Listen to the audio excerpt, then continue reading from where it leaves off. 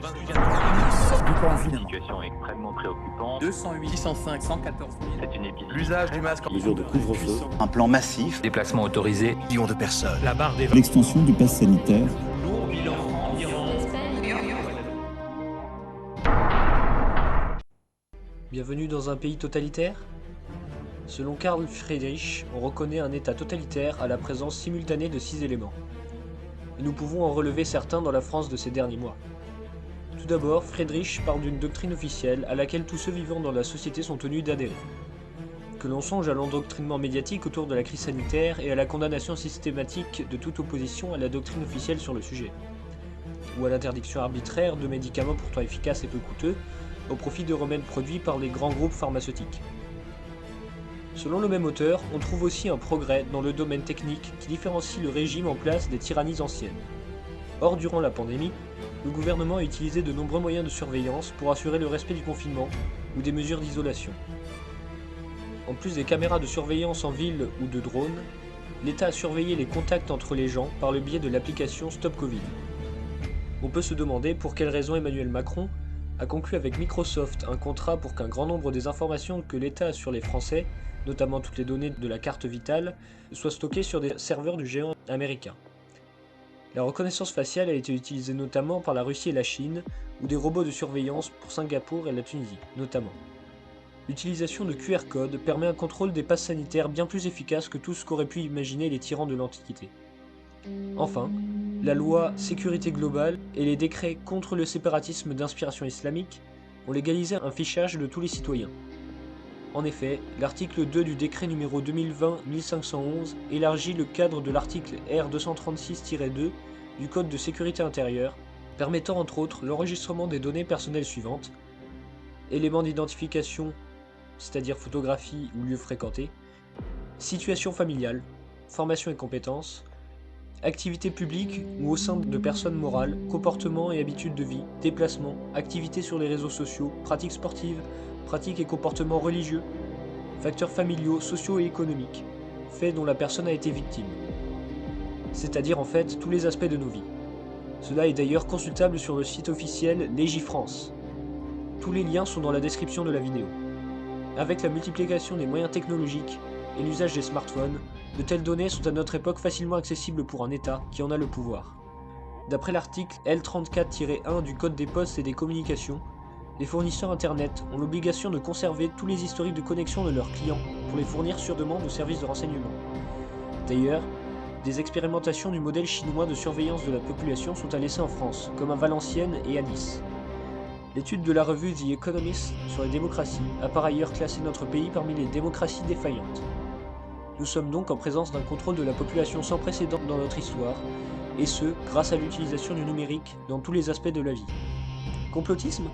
Le rapport du Sénat numéro 673, entre 2020 et 2021, est la preuve du contraire. La dictature voulue ne pourrait se mettre en place sans cette utilisation. Dans la continuité de Friedrich, Raymond Aron écrit qu'une des caractéristiques du totalitarisme est la soumission de la plupart des activités économiques et professionnelles à l'État. Et n'est-ce pas ce que nous avons sous les yeux ? Le gouvernement a décidé arbitrairement une véritable interdiction de professer certains métiers durant les confinements successifs. Il impose maintenant des contraintes sanitaires supplémentaires par lesquelles l'ouverture de tous les commerces sont conditionnées, et ce, sous peine de sanctions très lourdes. Enfin, après la faillite de tant de petites entreprises, celles qui ont pu surmonter la crise sont invitées à s'endetter auprès de l'État, duquel elles deviennent ainsi entièrement dépendantes. À ces éléments, on peut ajouter la vague de dénonciation des citoyens entre eux par rapport au respect des mesures sanitaires, qui n'est pas sans rappeler la Russie soviétique ou l'occupation.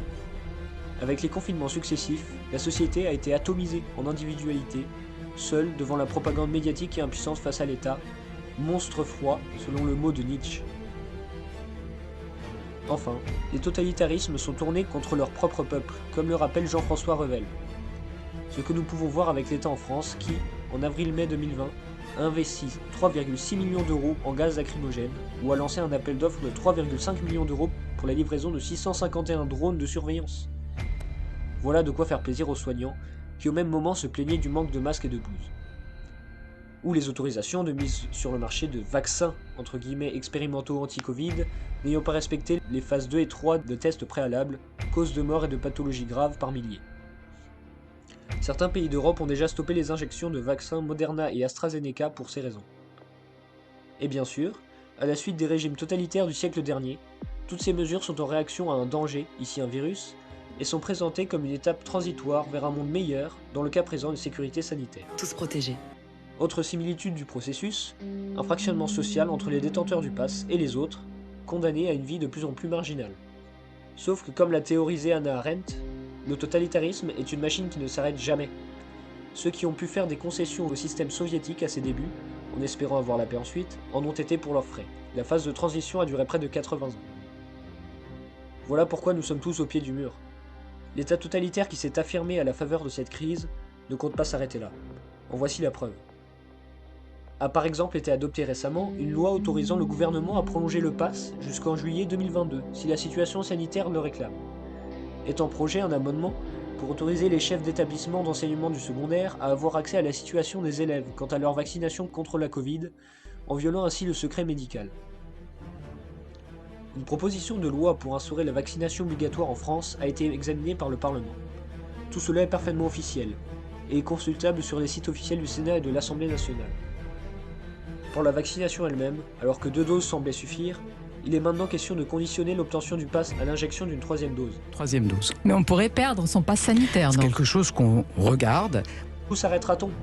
Comme le témoigne l'inertie du Conseil constitutionnel et du Conseil d'État face aux mesures sanitaires aujourd'hui en vigueur, ou l'inutilité des avis d'organismes comme la CNIL, le pouvoir en place a toute latitude pour poursuivre sa marche en avant. Plus inquiétant, cette dictature s'installe identiquement dans presque tous les pays du monde. Comme le remarquait déjà Alexandre Zinoviev, ouvrez les guillemets, nous vivons dans un monde dominé par une force unique, par une idéologie unique, par un parti unique mondialiste. Fermez les guillemets. C'est donc à nous qu'incombe la tâche de lutter chacun à notre place contre cet asservissement. Le gouvernement a voulu nous affaiblir en nous isolant pendant les confinements?